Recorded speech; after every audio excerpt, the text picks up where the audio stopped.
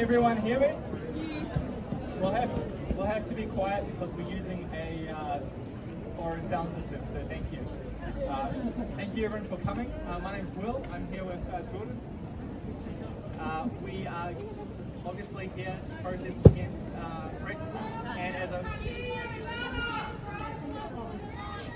Can you hear me now? Yeah. Alright, thank you everyone for coming. My name's Will, I'm here with Jordan. We are here obviously today to protest against racism and to show solidarity for people in America. I'm just going to hand over to Jordan. We just want to make sure that everybody is keeping a 2-meter distance, please. Let's make sure that. Okay, first and foremost, your safety is what is needed. It's the most important right now, okay? Safety first, please. Make sure that you're keeping a 2-meter distance. We all know why we are here. Firstly, we'd like to invite anybody that would like to start this off with a karakia. Please, anybody. Just come to the front and we can start there.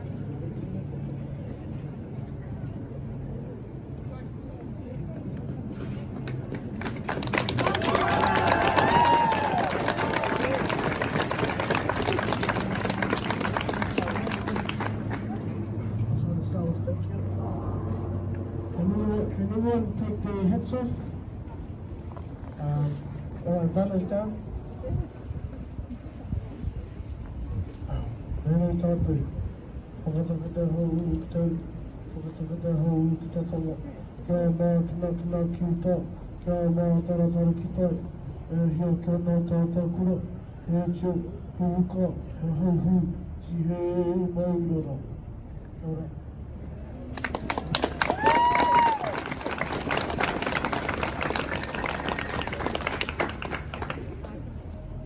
I just want to start by acknowledging the Tana Whenua.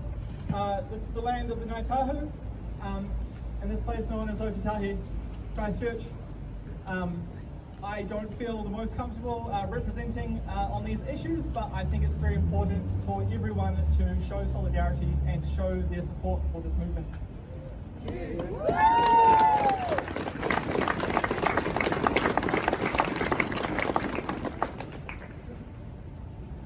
I just want to acknowledge the people of colour who aren't here today because they don't feel safe showing up to an anti-racist movement.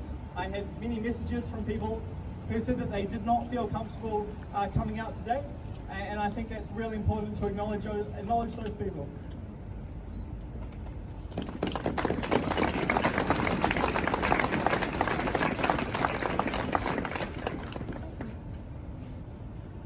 So, just in terms of health and safety, we've obviously... Last book, published in 1968. Where do we go from here? Chaos or community? Being a Negro in America means being herded in ghettos or reservations, being constantly ignored and made to feel invisible. You long to be seen, to be heard, to be respected, but it's like blowing in the wind. As I think about the anatomy of the ghetto, I'm often reminded of a passage from W.E.B. Du Bois' autobiography, Dusk of Dawn. It is difficult to let others see the full psychological meaning of caste segregation. It is as though one looking out from a dark cave in the side of an impending mountain sees the world passing and speaks to it, speaks courteously and persuasively, showing them how these entombed souls are hindered in their natural movement, expression, and development, and how their loosening from prison would be a matter not simply of courtesy, sympathy, and help to them, but aid to all the world.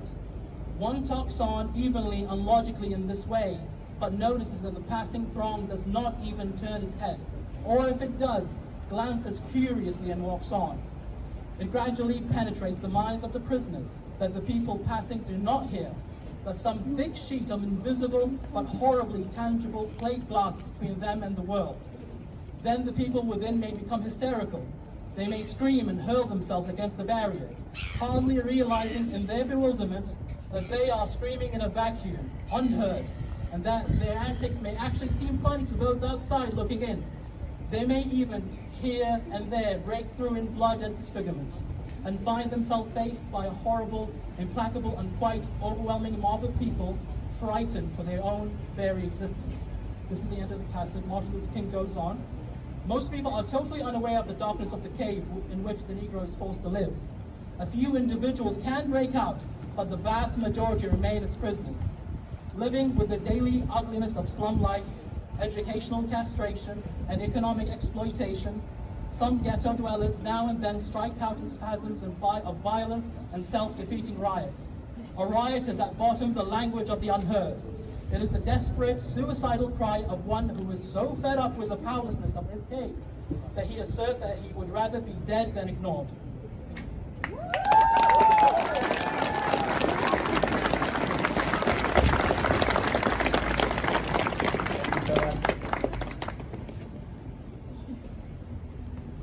I represent Together Against Racism, Christchurch.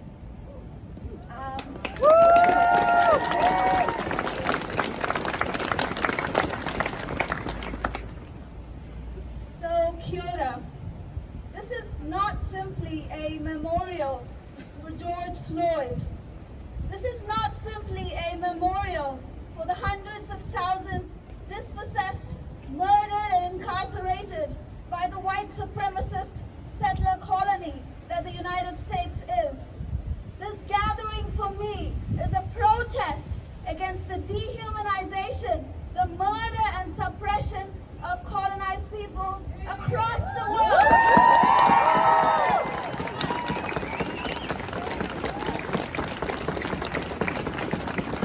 Be it USA or New Zealand, it is a protest against the state that exists primarily to protect the interests of the propertied class and against those who have been dispossessed of material and social dignity.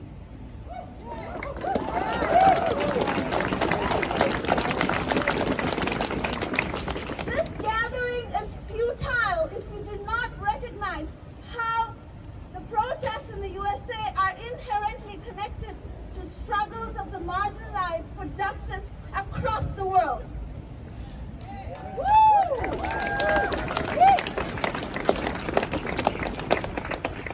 At the center of the struggle is the historical dispossession and marginalization of communities by colonization and capitalism. This gathering will be futile if we do not recognize that this protest goes beyond a superficial understanding of racism and identity politics. The protests are about structural inequality, and economic injustice is at the root of it.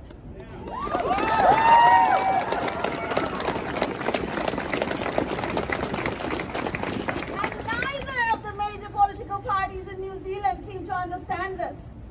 Although Maori are only 15% of New Zealand's population, they form over 50% of our imprisoned population. The bottom 50% of New Zealand own only 2% of the collective wealth in this country. Yet the solutions that have been offered by both major parties here are to expand the powers of the police and the criminal justice system. We demand racial and economic justice.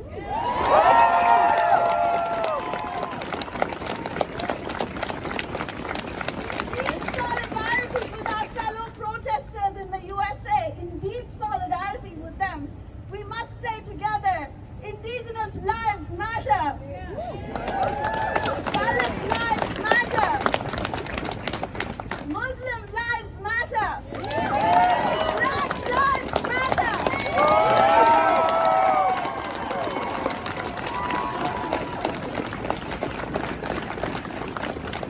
Well, that was beautiful. Can we please we're going to have our next speaker, Tasha, please come to the front. Can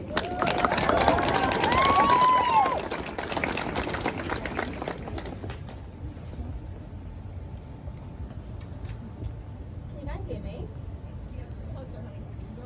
Can you hear me? Yeah. Sorry, I'm not a good public speaker, but I'm going to try anyway. If you are neutral in situations of injustice, you have chosen the side of the oppressor. Desmond Tutu. First and foremost, I would like to thank every single one of you for being here today. We all have to bring awareness to the racial injustice occurring all over the world. Last year, when I was working in a predominantly white workplace, the N-word was said and was used against me. When I spoke out on how it was making me uncomfortable, my manager offered to lightly give the people who had said it a slap on the hand. Last year, my brother got jumped in town, and when the police arrived, they were ready to take him away because the sight of a black man bleeding by his face, standing next to a distressed white woman, made it seem like she was the one in trouble. Last year, my friend was working in a high-end department store and was followed around by an old white woman to make sure she wasn't stealing, and even got reported to her own workmate. Racism based on assumptions and discrimination needs to stop.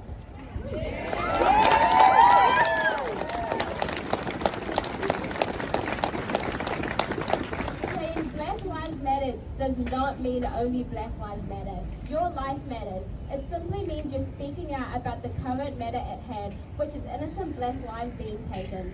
These deaths are the inevitable result of a system that historically and to this day perpetuates oppression, segregation, institutional and systemic bias against people of color.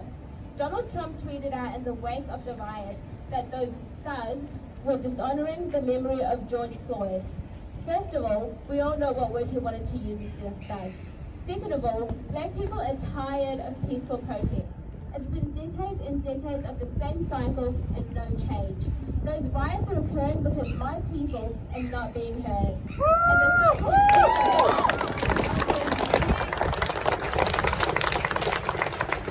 And the so-called president of those people threatened to get them shot for trying to bring justice for another innocent black life taken. A couple of months ago, white people in Michigan were rioting and fighting police officers because they didn't want to wear masks to protect them from COVID-19. Not one of them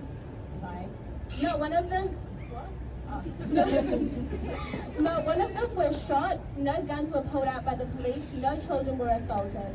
All I'm saying is that it is now a different story because the riots are being held by primarily people of color. And I see a lot of people being vocal about the looting, but quiet about the murder.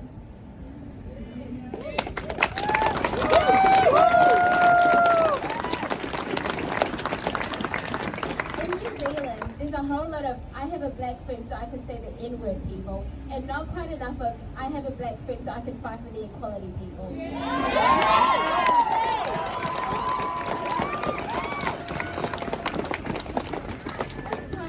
Calling out racism, especially when it's just a joke, because it's never really just a joke, is it? If me and my family and friends were young enough to involuntarily experience racism from the time we entered primary school, I think that everyone can teach their young how to treat us all as equal and not make those small jokes, because frankly, being born black was not a choice and people aren't born racist. It's time to see everyone. It's great to see everyone here today protesting this matter, but I ask you all to keep the same energy even after the protest is over. We shouldn't have to protest because people of color are treated wrong. At this time, let's not forget about how Māori and Pacifica people are mistreated here in New Zealand as well. We already know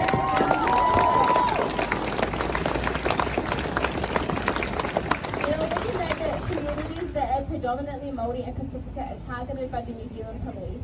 During the 6-month armed response trial, 3 people were shot, and they were all either Māori or Pacifica. I don't think that was a coincidence.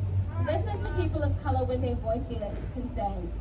Don't give anything to racism. All I ask after today is that we all stand up, speak out, and spread awareness. Thank you.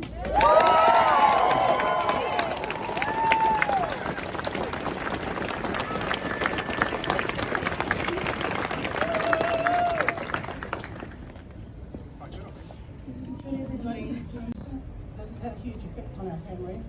So when I was 21, I went to Atlanta.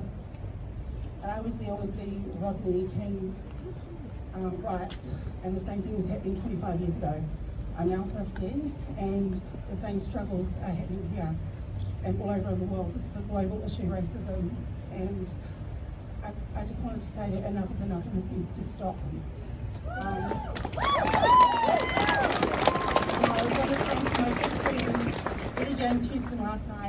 He's in Atlanta, and he was talking to me about where his people have come, the black race have come from 400 years of slavery. And it's been a generation that's been suppressed and oppressed.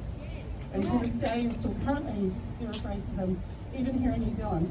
When I walk the streets with my 3 girls, I'm not discriminated. Neither is my middle daughter, she looks Hispanic. But my other 2 children are slightly darker, and my youngest baby, she has Afro, like a real Afro. And people look at her and stare at her, and she gets comments made all the time. And that really upsets me, you know, when I hear people, I'm like, don't look at my daughter like that, don't judge her. She, you know, for me, race has no colour. Everybody is the same, we all deserve to be equal, and equality is really important.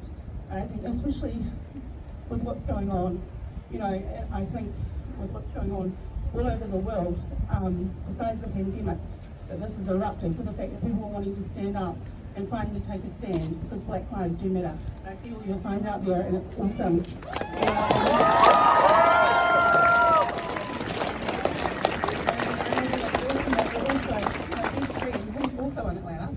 Sherry said to me, she said, I hope it's going to be a peaceful protest, Paul. And I'm like, of course, you know, that's what we're all about here in New Zealand. It's supporting and Te Toko getting on that, you know, waka. And, you know, I loved what the young lady just said before me, talking about awareness and bringing that to the front, you know, forefront. I've been all over social media, and when you talked about the people that had been shot, I had all the names written down as well, so I'm glad you're going to be doing that today as well. And especially one of those hit home for me was a little girl that her home had been raided, and her grandmother, they thought it was someone in their home that had done something, and they hadn't actually done anything, and she got shot, and she was in the way of that. So for me, it's about standing up against racism, and those signs out there, Black Lives do matter, because they do matter, because everyone is a human being, and everyone deserves to be treated like a human being, not treated like a dog. And for what we've seen, you know, I had to watch the video. I shouldn't have watched it, but I had to. And for someone who is saying, I can't breathe 3 times, you know, he's calling out for his mother. I mean, what is going on in the world? It's just crazy. And this all needs to stop. So kia kaha, everybody, thank you for coming.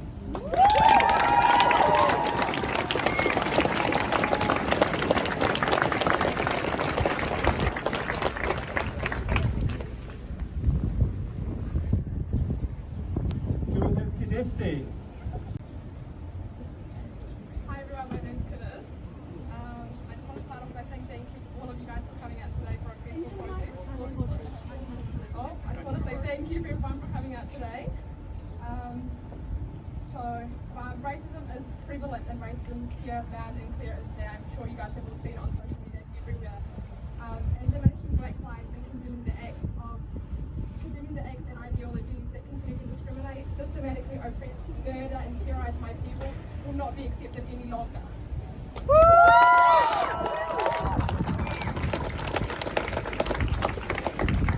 I would have thought that 400 years of slavery, Jim Crow laws and segregation, after 400 years of black people being legally murdered, lynched and oppressed, mistreated and falsely accused and falsely imprisoned, you would think that black people would be given rights by now.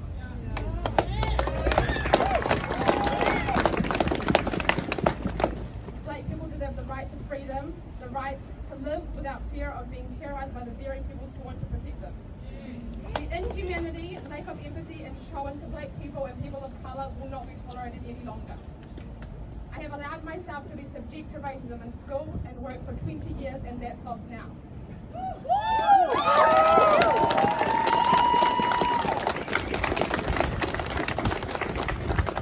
If you are silent in situations of oppression, you have chosen the side of the oppressor. We will not accept silence from those who are meant to be our allies in the fight for equality. Black people deserve the basic human right of life. We are not asking for much. We are asking for people to stop using black bodies as a target, to stop using our skin colour as a means to support the dehumanization of a minority, and to stop using your power to institutionally oppress our kind. We are tired and we are frustrated. Every day I wake up to a new story of a black man or black woman being killed, and it's sickening. Black people are not safe in their own homes.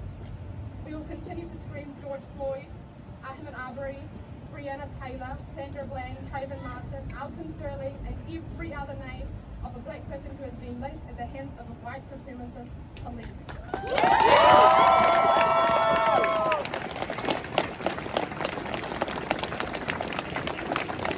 Black lives matter until Black Lives Matter.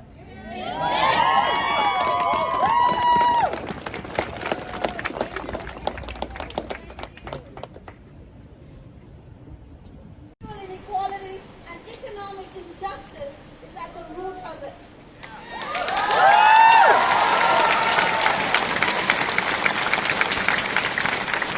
And neither of the major political parties in New Zealand seem to understand this. And murdered by police, I think, what if that was my son? What if that was my son? So today, we'll just chant, I can't breathe, Black Lives Matter. I can't breathe, Black Lives Matter. I can't breathe, Black Lives Matter. I can't breathe, Black Lives Matter. I can't breathe, Black Lives Matter. I can't breathe, Black Lives Matter. I can't breathe, Black Lives Matter. I can't breathe, Black Lives Matter.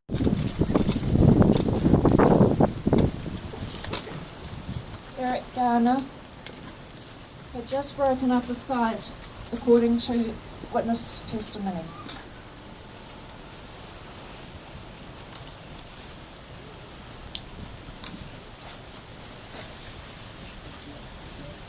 George Floyd was walking in his own neighborhood.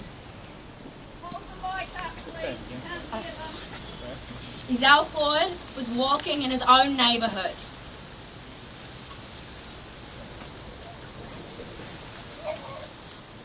Michelle Casso was changing the lock in her home store when the police arrived to take her to a mental health facility.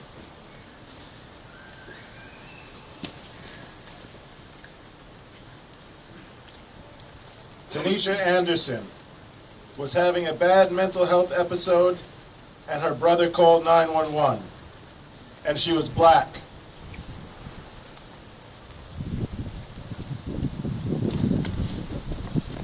Walter Scott was going to an auto parts store.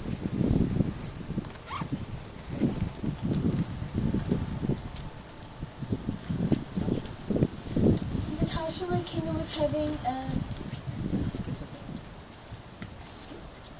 Schizophrenic. episode when she was tased in Fairfax.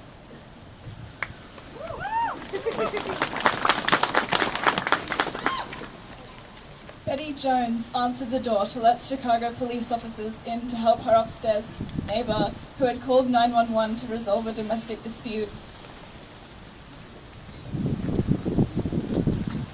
Philando Castile was driving home from dinner with his girlfriend.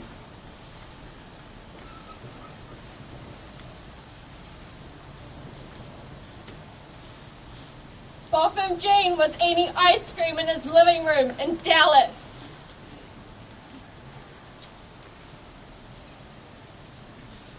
Tatiana Jefferson was babysitting her nephew at home in Fort Worth, Texas.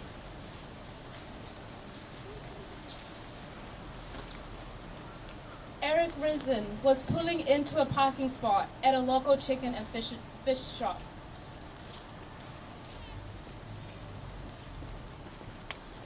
Dominique Clayton was sleeping in her bed. Is this right?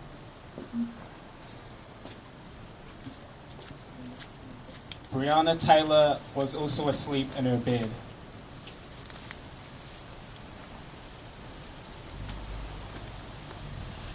And George Floyd was at the grocery store.